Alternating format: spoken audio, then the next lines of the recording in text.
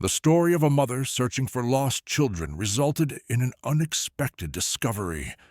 Pikasik not only found the children, she also learned why they had disappeared and the true purpose of this mysterious island. But this truth would confront her with a very difficult choice. In the village of Iglulik, disaster struck with the melting of the spring ice. 5 children, Nyack 9, Tila 8, Avatak 10, Alasi 7, and Panic 11, suddenly disappeared while playing on the glacier fragments near the village. Search teams looked for days, but no trace of the children could be found. 3 months had passed, and the villagers were beginning to lose hope. But Pikasik never gave up. This strong 35-year-old Inuit woman was the mother of the lost Tila. Determination sparkled in her dark brown eyes, while her strong hands held the resolve to find her child. Pikasik was the village's most experienced hunter and tracker woman. After losing her husband Sivuluk in a sea accident, her daughter Tila had become her only love. Now she was lost too. "Pikasik," said village leader Uki, "you must accept the facts now. The children, they are no longer among us." "No," Pikasik replied. "I still feel them. They're alive, I'm sure. I just don't know where they are." That night, Pikasik had a strange vision in her dream. In the distance, among the mists, there was a mysterious island. On this island, she heard children's voices, but these voices sounded older, more mature. When she woke up in the morning, she decided this dream was a message. She visited the old shaman Uluriak. "Shaman grandmother," said Pikasik, "I saw an island in my dream. I heard children's voices. Is this a sign?" Uluriak's face became serious. "Ah, Pikasik, you speak of Kimiklu Island, the island of lost souls. What does this mean?" "According to legend, there is a timeless island in the middle of the sea. Children who go there change. Time flows differently there, but no one can return from there." "So where is this island?" Uluriak shook her head. "Very dangerous, Pikasik. Many people went to search for that island. None returned." But Pikasik was determined. That same night, she got into her kayak alone and set out to search for the mysterious island. At midnight, Pikasik sailed away from the village in her small kayak. She had only taken a compass, food, and water. She was heading in the direction she had seen in her dream. After paddling for hours, a strange mist began to appear around her. This mist was not natural. Colorful lights danced within it, and strange sounds were coming. Pikasik's kayak seemed to be pulled by an invisible force. "Tila, mother is coming," she whispered to herself. As the mist thickened, she began to feel that time was flowing differently. Hours passed like seconds, seconds like hours. The compass spun wildly, losing its direction. Suddenly, the silhouette of a huge island emerged from within the mist, but this island was not on any map. As she approached the shore, she noticed that the island was very strange. The vegetation was too green, the trees too large, everything too alive.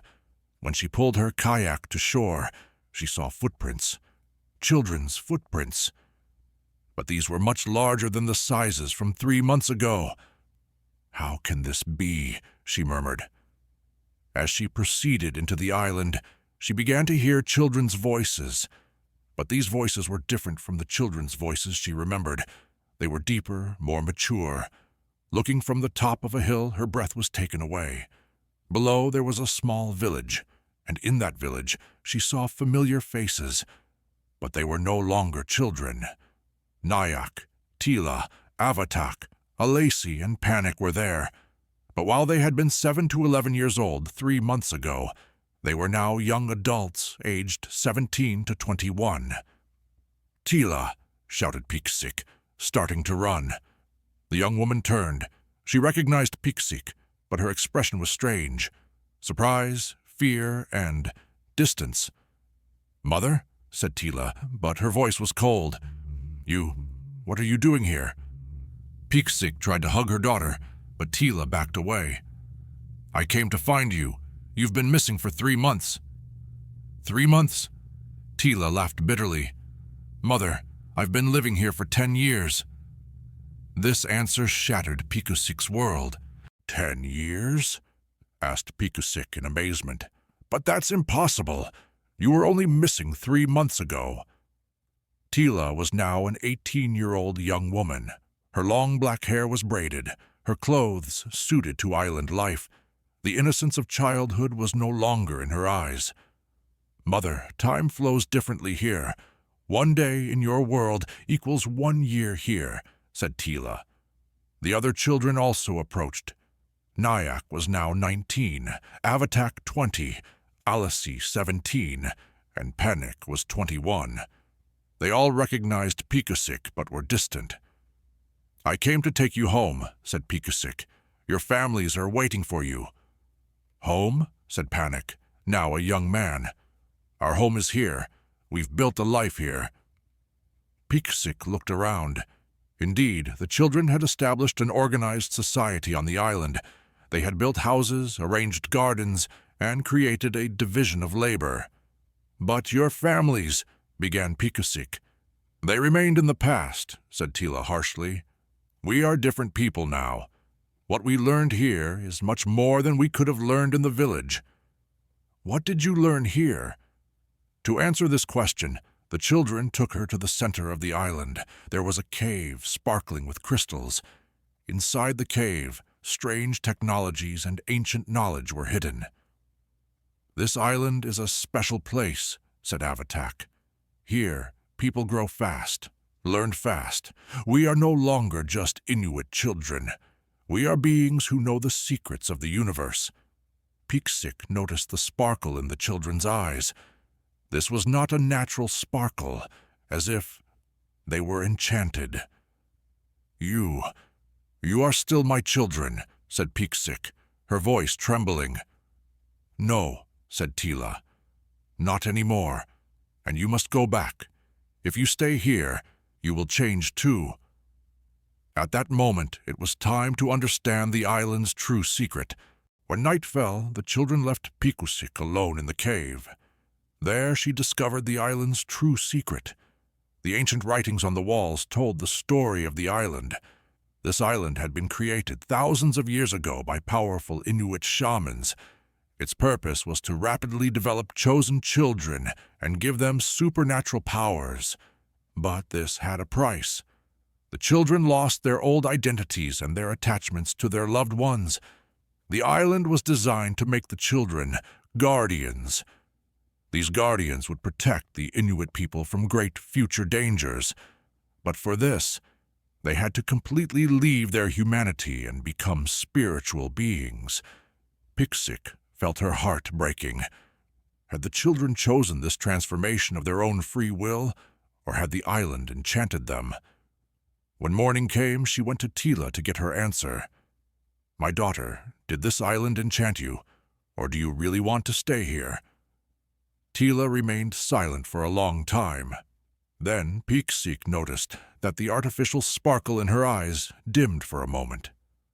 Mother, whispered Tila, her voice becoming childlike, I'm scared.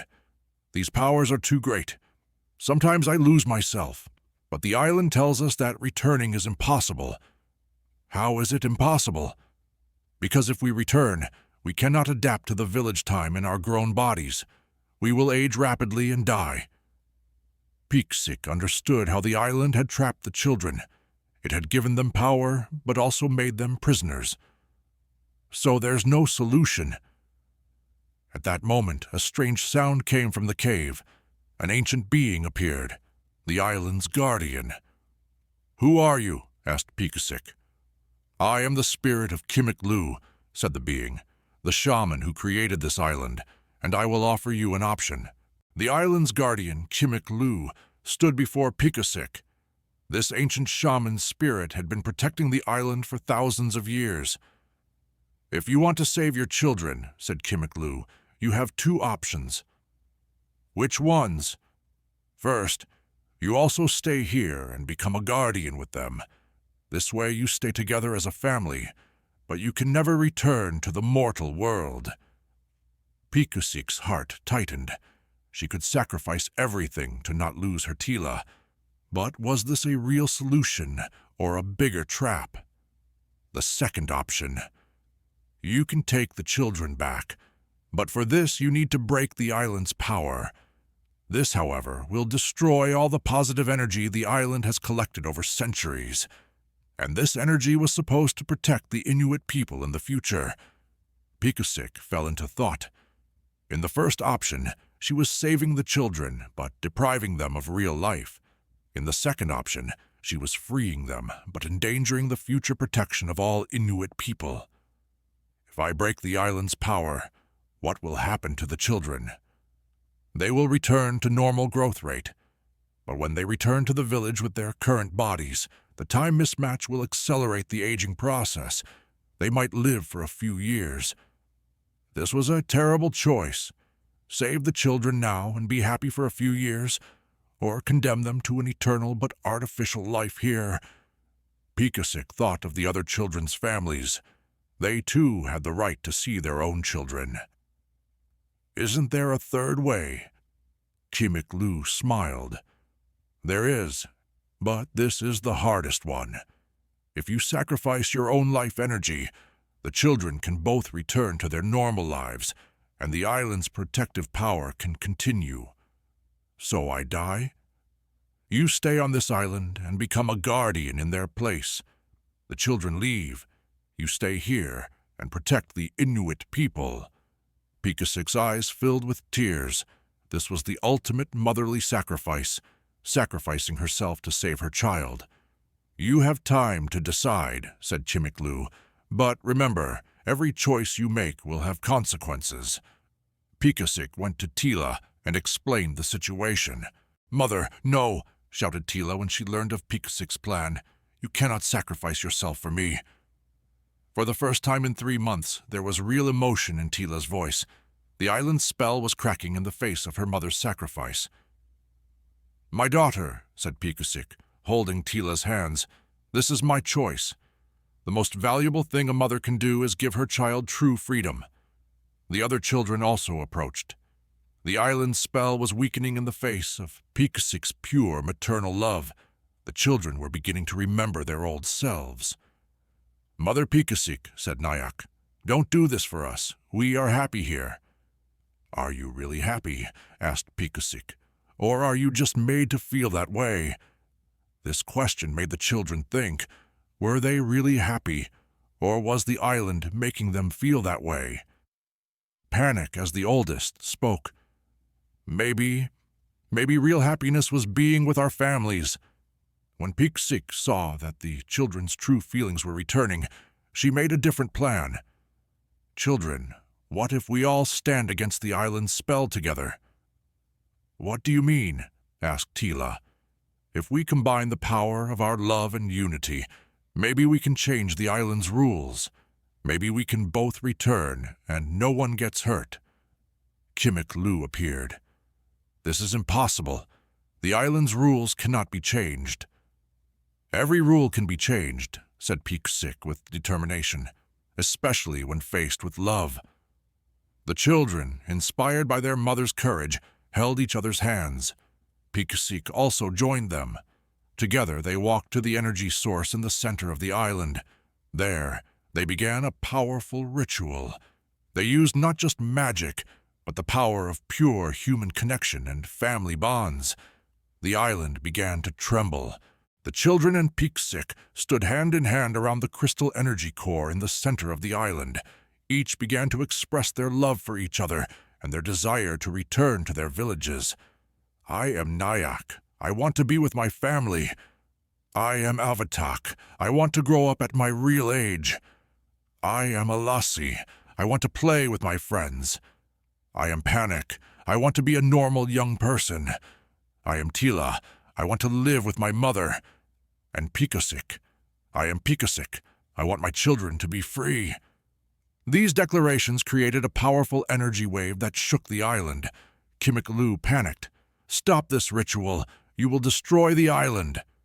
"No," said Pikasik. "We are changing the island.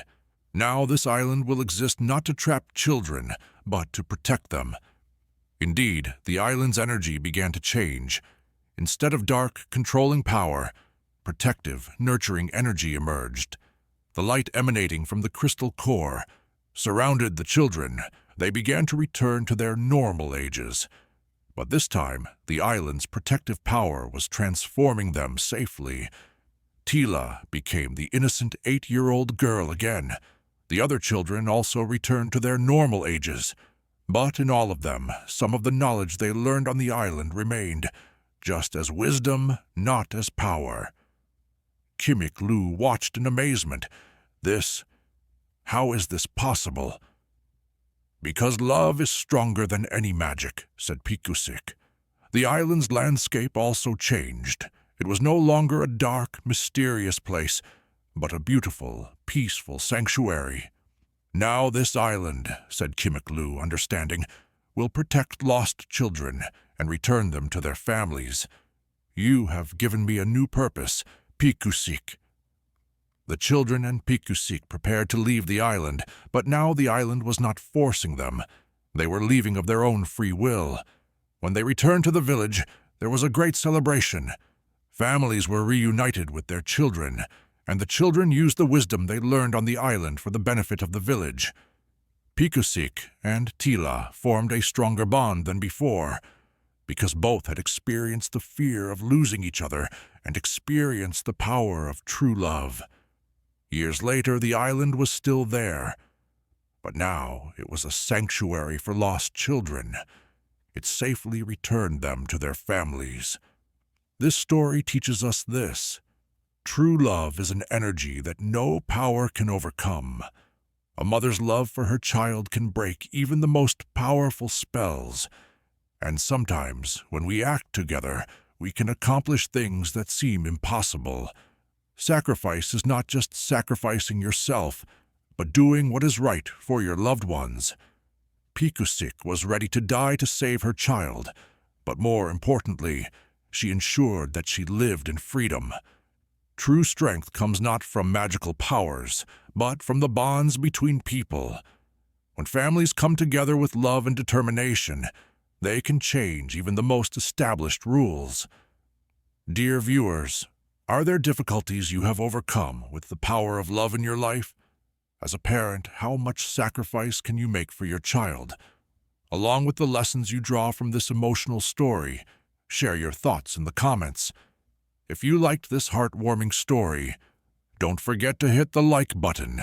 By subscribing to our channel, you can discover more family, sacrifice, and love stories from the depths of Inuit culture.